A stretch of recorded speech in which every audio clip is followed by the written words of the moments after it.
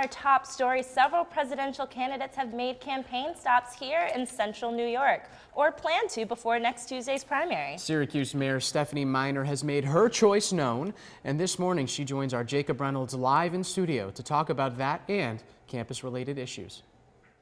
Thank you, Max and Cheyenne, and thank you, Mayor Miner, for joining us this morning. It's my pleasure to finally be in the Dick Clark studios. Well, we're happy to have you. We'll get started right here. You endorsed former Secretary of State Hillary Clinton and former New York Senator a while ago. You supported her campaign in 2008, and this year when you endorsed her, you mentioned a lot of her work she had done with children and mentioned how Syracuse is a city with a lot of children that need help. Is that still one of the major reasons you're supporting her? Well, I think it goes to the major reason that what I know of Hillary Clinton is that she is somebody who rolls up her sleeves and solves problems. And whether those problems are related to children in poverty or children getting access to quality education, or whether they're related to getting goods to the marketplace from the Adirondacks or Syracuse, she is somebody who is incredibly bright, but more important, is somebody who works to solve problems. And what brings her to the political arena is to solve problems, not to be a prima donna or get her name in the headlines. And that's what I think this country needs. We have real challenges. Too many of our people feel like they're being left behind. Too many people are being left behind. We need somebody who is prepared, ready to go to work and solve those problems. Now, she was just here last Friday. You spent most, if not all day with her. Did you all discuss campus issues like sexual assault legislation? Student loan debt is obviously a big thing. Well, we talked a lot about student loan debt when we went to the varsity because there were a number of students who came over to her, and I was with her taking lots of pictures talking about issues that they cared about.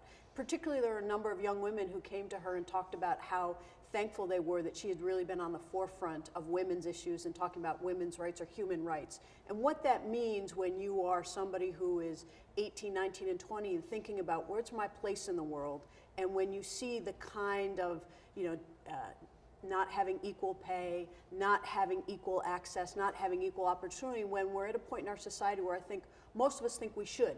And we should have those kind of opportunities. And so now it's a time to have somebody who can get into the structure and change the structure to make sure that there's an equal opportunity for all of us. It's no secret that her opposition candidate, Bernie Sanders, has tapped into a very loyal and passionate fan base almost of young voters, losing Wisconsin, the young vote, by almost 60 points, Florida 30 points. Why do you think she's just not connecting very well with young people? You know, I think Senator Sanders is a great senator. I think he's a great public servant, and I think what he has really tapped into is that anger and that frustration that particularly young people feel in terms of, hey, wait a second, is there going to be opportunity for us? We have worked hard, we've studied hard, we've gotten incredible student loans, doing what we were told we were going to do, and now all of a sudden the opportunity doesn't seem to be there for us, and we see our parents falling further behind.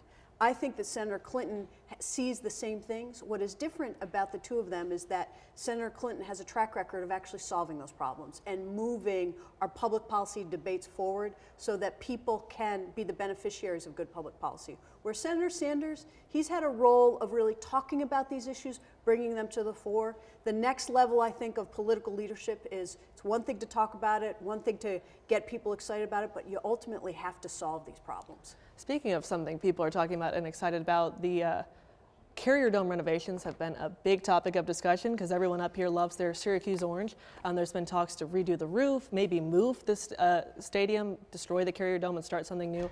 What, as mayor, do you think is best for Syracuse for the Carrier Dome to do? Well, you know, I think that what I think as mayor is that it's best that you have an enlightened and thoughtful chancellor who recognizes that the city of Syracuse is part of the discussion, but overall it should be decisions that are driven by the chancellor and how they want to maximize student athletics and make sure that they can integrate that with part of the community. But look, the discussions that I've had with the chancellor about that and about other areas, he's a very thoughtful guy. He really wants to bring everybody's opinions into it and ultimately make a decision that's in the best interest of everyone.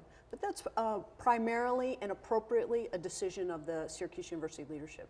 And speaking of your talks with the Chancellor, Chancellor Syverud, a new deal has been reached. You talk about it in your budget that SU will pay the city $7 million over 4 years. Can you walk us through what that money will go to, why that much over 5 years, how you all reached that agreement? Well, you reach that agreement like you do through any negotiation, you know. We want more, they want less, and you get to some hard bargaining and you finally find a number that you can both live with that you think is a good deal. And I think that this is a very good deal. The Syracuse University is our largest private employer. It's a huge driver of economic development for the city of Syracuse and for our community. But at the same time, it is a huge drain on our public services. Now, I say that saying that, you know, we want to make sure that if there's a fire in the house that you live in or in your dorms, we're going to send our fire department to report that. We clear the streets. We make sure that if there's, you know, if somebody breaks into your apartment, the police show up. Those are all very expensive public services that are traditionally paid with property taxes. And because Syracuse University is a nonprofit, they don't pay property taxes. So what this money will go for, there are two kind of pots of money, and I'm going to talk about what it will go for the city.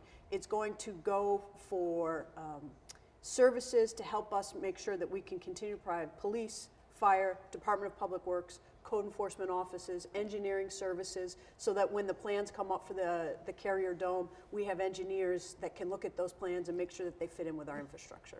The other pot of money is a pot of money that was started 11 years ago that really looks to help offset some of the impact that students have on some of the neighborhoods.